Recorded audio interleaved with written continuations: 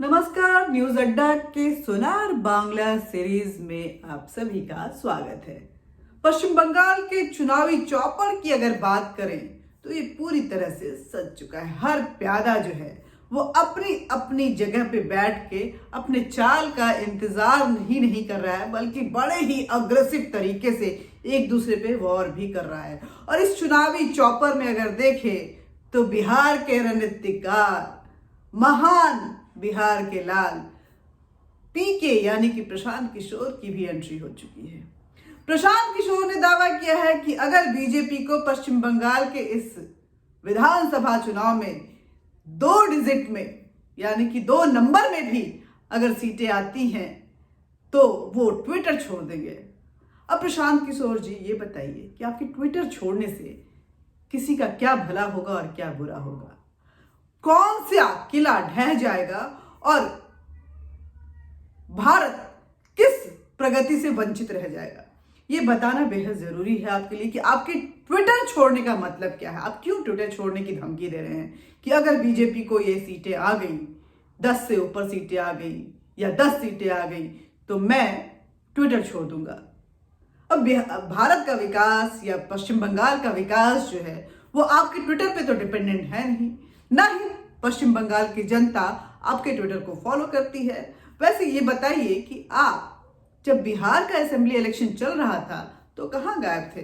कहीं भी नजर नहीं आए। कभी नीतीश कुमार, जेडीयू के नीतीश कुमार के ब्लू आई रहने वाले प्रशांत किशोर जी, हालांकि बिहार चुनाव से कुछ दिन पहले आपकी जुबान जो है वो तेजस्वी यादव के तारीफों के कसीदे पढ़ रहे थे, लेकिन लगता है कि बिहार में तेजस्वी यादव ने भी आपको घास नहीं डाला। और जिस तरह से एक बरसाती मेढक की तरह आप उभरे हैं, बाहर निकले हैं, बुलबुले की तरह फड़फड़ा रहे हैं, ऐसा लग रहा है कि ममता बनर्जी, बंगाल की ममता दीदी को शायद अपनी डूबती नैया के लिए प्रशांत किशोर जैसे तिनके का ही सहारा चाहिए। तभी तो अचानक से आपके बोल जो हैं वो बाहर निकल पड़े हैं। आप चैलेंज कर रहे हैं और आप ट्विटर छोड़ने की धमकी दे रहे हैं। ट्विटर छोड़ने की धमकी जो है वो न पश्चिम बंगाल की जनता के समझ में आ रही है, न पूरे भारत की जनता के समझ में आ रही है। मैं भी थोड़ी सी कंफ्यूज हुई कि आखिर आपके ट्विटर का इतना ज्यादा संबंध पश्चिम बंगाल के चुनाव से क्यों है? क्या चुनाव का जो बहाव है, जो जनता का मूड है, वो आपके ट्विटर पे डिपेंड करता है?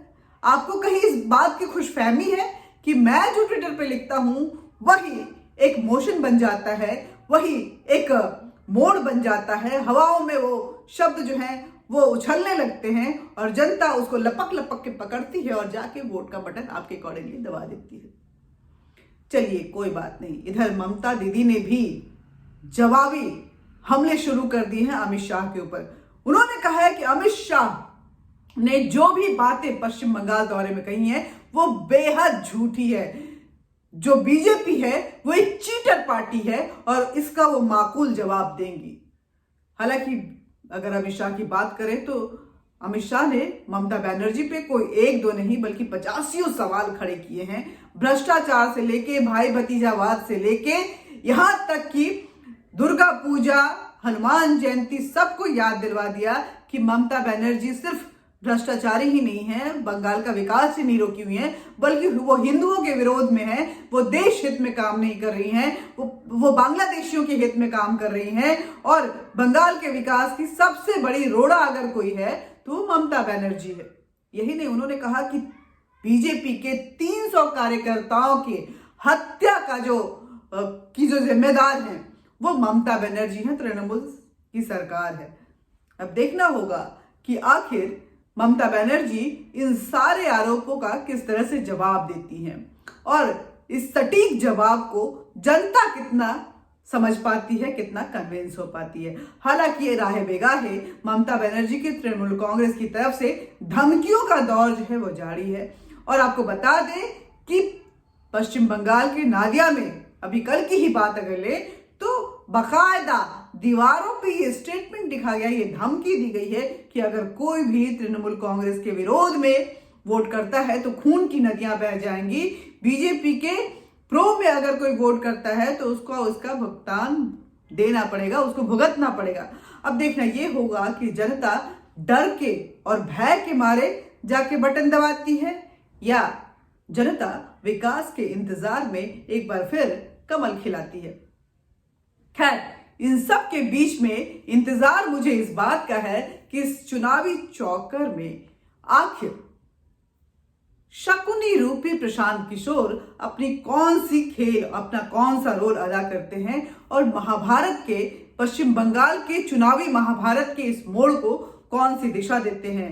क्या पश्चिम बंगाल में शकुनी मामा प्रशांत किशोर की जो चालें हैं वो कामयाब रहेंगी या राजनीति के रणनीतिकार चाणक्य जिनको कहा जाता है चुनावों का, अमित शाह, उन्होंने जो दावे किए हैं कि 200 से अधिक सीटें लाकर रहूंगा और बंगाल की माटी के लाल को मुख्यमंत्री बना के रहूंगा, ये दावा मजबूत पड़ता है।